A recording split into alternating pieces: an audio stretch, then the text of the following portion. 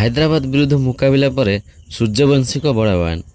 ନମସ୍କାର ଦର୍ଶକ ବନ୍ଧୁ, ଗତ 25 ତାରିଖ ଶନିବାର ଦିନ ଖେଳାଯାଇଥିଲା ଚଳିତ IPL 2026ର 36ତମ ମ୍ୟାଚ୍। ଏହି ମ୍ୟାଚ୍ରେ ହାଇଦ୍ରାବାଦ ଏବଂ ରାଜସ୍ଥାନ ଦୁଇ ଦଳ ଆମ୍ନାସାମ୍ନା ହୋଇଥିଲେ। ଚଳିତ IPLରେ ଏହି ଦୁଇ ଦଳଙ୍କ ମଧ୍ୟରେ ଏହା ଥିଲା ଦ୍ୱିତୀୟ ମୁକାବିଲା। ତେବେ ଏହି ମୁକାବିଲାରେ ହାଇଦ୍ରାବାଦ ପୁଣି ଥରେ ରାଜସ୍ଥାନ ରୟାଲ୍ସ ଦଳକୁ 5 ୱିକେଟ୍ ବ୍ୟବଧାନରେ ପରାସ୍ତ କରିଥିଲା। ଏହି ଦୁଇ ଦଳଙ୍କ ମଧ୍ୟରେ ହୋଇଥିବା ପ୍ରଥମ ମୁକାବିଲାରେ ମଧ୍ୟ ହାଇଦ୍ରାବାଦ ଦଳ ବିଜୟୀ ହୋଇଥିଲା। ତେବେ ଶନିବାର ଦିନ ଖେଳାଯାଇଥିବା ଏହି ମୁକାବିଲାରେ ବିଜୟ ପରେ ହାଇଦ୍ରାବାଦ ଖେଳିଥିବା ତା'ର 8ଟି ମ୍ୟାଚ୍ରୁ 5ଟି ବିଜୟ ସହିତ ପଏଣ୍ଟସ୍ ତାଲିକାର ତୃତୀୟ ସ୍ଥାନକୁ ଉନ୍ନୀତ ହୋଇଛି ଏବଂ ରାଜସ୍ଥାନ ରୟାଲ୍ସ ହାଇଦ୍ରାବାଦ ତଳକୁ ଚତୁର୍ଥ ସ୍ଥାନରେ ରହିଛି।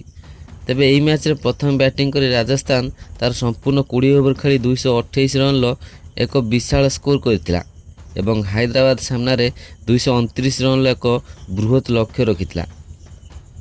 ରାଜସ୍ଥାନ ରୟାଲ୍ସର ଏହି ବିଶାଳ ରନ୍ରେ ବୈଭବ ସୂର୍ଯ୍ୟବଂଶୀ ମୁଖ୍ୟ ଭୂମିକା ଗ୍ରହଣ କରିଥିଲେ।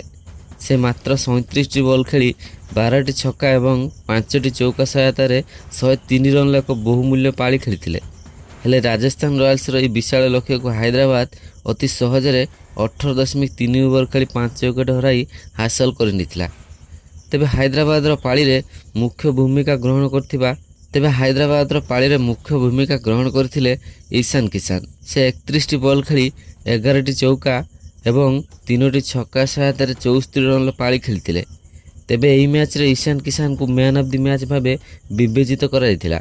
ହେଲେ ଏହି ମ୍ୟାଚ୍ ପରେ ଯୁବ ଉଦୀୟମାନ ବ୍ୟାଟ୍ସମ୍ୟାନ୍ ବୈଭବ ସୂର୍ଯ୍ୟବଂଶୀ ସାମ୍ବାଦିକଙ୍କ ପ୍ରଶ୍ନର ଉତ୍ତର ଦେବାକୁ ଯାଇ ଏକ ବହୁତ ବଡ଼ ବୟାନ ଦେଇ ଏଭଳି ଏକ କଥା କହିଥିଲେ ଯାହା ଶୁଣିଲେ ଆପଣମାନେ ବୈଭବ ସୂର୍ଯ୍ୟବଂଶୀଙ୍କର ପ୍ରଶଂସା ନକରି ରହିପାରିବେ ନାହିଁ। ତେବେ ବୈଭବ ସୂର୍ଯ୍ୟବଂଶୀ ଦେଇଥିବା ସେହି ବୟାନ କ'ଣ ତାହା ଆମେ ଆପଣମାନଙ୍କୁ ଜଣାଇବୁ ଏହି ଭିଡ଼ିଓରେ। କିନ୍ତୁ ଏହା ପୂର୍ବରୁ ଯଦି ଆପଣମାନେ ବୈଭବ ସୂର୍ଯ୍ୟବଂଶୀଙ୍କର ଜଣେ ବଡ଼ ପ୍ରଶଂସକ ତାହେଲେ ଦୟାକରି ଭିଡ଼ିଓକୁ ଲାଇକ୍ କରିଦିଅନ୍ତୁ ଏବଂ ବୈଭବ ସୂର୍ଯ୍ୟବଂଶୀ ଏବଂ ଅଭିଷେକ ଶର୍ମାଙ୍କ ମଧ୍ୟରୁ ଭାରତୀୟ T20 ଦଳରେ କିଏ ଓପନିଂ କରିବା ଉଚିତ ନିଜର ମୂଲ୍ୟବାନ ମତାମତ ଦୟାକରି କମେଣ୍ଟ କରି ଜଣାନ୍ତୁ। ତେବେ ଆସନ୍ତୁ ଜାଣିବା ସମ୍ପୂର୍ଣ୍ଣ ଖବର। ଦର୍ଶକ ବନ୍ଧୁ, ଏହି ମ୍ୟାଚ୍ ପରେ ଯେତେବେଳେ ବୈଭବ ସୂର୍ଯ୍ୟବଂଶୀଙ୍କୁ ଏହି ମ୍ୟାଚ୍ ବାବଦରେ ସାମ୍ବାଦିକ ସମ୍ମିଳନୀରେ ପ୍ରଶ୍ନ କରାଯାଇଥିଲା ସେତେବେଳେ ସେ ଏହାର ଉତ୍ତର ଦେବାକୁ ଯାଇ କହିଥିଲେ, ମୁଁ ମୋର ଖେଳକୁ ଏନ୍ଜୟ କରୁଛି। ମୁଁ ମୋ ବିରୁଦ୍ଧରେ ବୋଲିଂ କରୁଥିବା ବୋଲରଙ୍କୁ ଦେଖେ ନାହିଁ, ମୁଁ କେବଳ ବଲ୍କୁ ହିଁ ଦେଖିଥାଏ। ତେବେ ଆମେ ଆଜି ହାରିବାର ମୁଖ୍ୟ କାରଣ ହେଲା ଫିଲ୍ଡିଂ। ଯଦି ଆମର ଫିଲ୍ଡିଂ ଭଲ ହୋଇଥାନ୍ତା ତେବେ ଆମେ ଆଜିର ମ୍ୟାଚ୍ ନିଶ୍ଚୟ ଜିତି ପାରିଥାନ୍ତୁ। ହେଲେ ମୁଁ ମଧ୍ୟ ଈଶାନ ଭାଇ ଏବଂ ଅଭିଷେକ ଭାଇଙ୍କ ବ୍ୟାଟିଂକୁ ପ୍ରଶଂସା କରୁଛି। ସେମାନେ ଯେଭଳି ବ୍ୟାଟିଂ କରିଥିଲେ ତାହା ବହୁତ ଚମତ୍କାର ଥିଲା।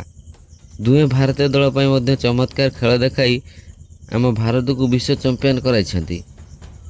ଈଶାନ ଭାଇ ଏବଂ ଅଭିଷେକ ଭାଇଙ୍କ ଅର୍ଦ୍ଧଶତକୀୟ ଇନିଂସ ମୋର ଶତକୀୟ ଇନିଂସକୁ ପୁରା ଫିକା କରିଦେଇଥିଲା। ଯେତେବେଳେ ତାଙ୍କୁ ଭାରତୀୟ ଦଳରେ ସାମିଲ କରିବା କଥାକୁ ନେଇ ସାମ୍ବାଦିକ ସମ୍ମିଳନୀରେ ପ୍ରଶ୍ନ କରାଯାଇଥିଲା ସେତେବେଳେ ସେ ଏହାର ଉତ୍ତର ଦେଇ କହିଥିଲେ, ମୁଁ ମୋର ବେଷ୍ଟ ଦେଇ ଖେଳୁଛି। ଏପର୍ଯ୍ୟନ୍ତ ମୁଁ ଏ ବିଷୟରେ କେବେ ବି ଭାବି ନାହିଁ। ଏବେ ମଧ୍ୟ ଅଭିଷେକ ଭାଇ, ସଞ୍ଜୁ ଭାଇ, ଈଶାନ ଭାଇଙ୍କ ଭଳି ଧୂଆଁଦାର ଖେଳାଳିମାନେ ଭାରତୀୟ ଦଳ ପାଇଁ ଓପନିଂ କରୁଛନ୍ତି। ମୁଁ କେବେ ବି ତାଙ୍କ ଉପରକୁ ଯିବି ବୋଲି ଭାବି ନାହିଁ। ହେଲେ ଯଦି ମୋତେ ସୁଯୋଗ ମିଳେ ମୁଁ ସେହି ସୁଯୋଗର ଫାଇଦା ନିଶ୍ଚିତ ଉଠାଇବାକୁ ଚେଷ୍ଟା କରିବି। ତେବେ ଦର୍ଶକ ବନ୍ଧୁ, ଆପଣଙ୍କ ମତରେ ବୈଭବ ସୂର୍ଯ୍ୟବଂଶୀଙ୍କୁ କ'ଣ ଭାରତୀୟ T20 ଦଳରେ ସାମିଲ କରିବା ଉଚିତ? ନିଜର ମୂଲ୍ୟବାନ ମତାମତ ଦୟାକରି କମେଣ୍ଟ କରି ଜଣାନ୍ତୁ।